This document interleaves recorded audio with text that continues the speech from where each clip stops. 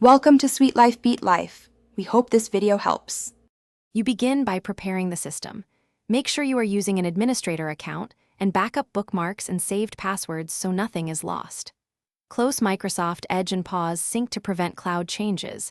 Sign out of your Microsoft account when required. Once done, open Settings and use Apps Installed Apps to locate Edge, or open PowerShell as admin. We'll use both methods. This avoids permission errors and preserves data, so the removal proceeds cleanly and safely. Now you perform the removal. First, try Settings Apps Installed Apps to uninstall. If option is missing, open PowerShell as administrator. Stop Edge processes via Task Manager, then run the appropriate Remove Apps package or msexec uninstall commands for system-installed builds.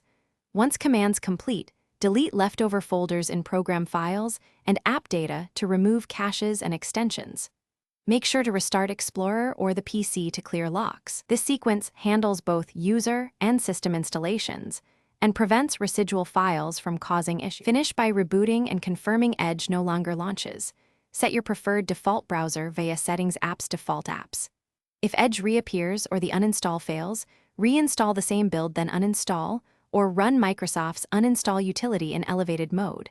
This often clears corrupted installers. If problems persist, boot into safe mode or use an offline administrator PowerShell session to remove locked files. This resolves permission and file lock conflicts. Remember to verify defaults and run another restart to finalize the change. Thanks for watching. Consider subscribing if we helped you.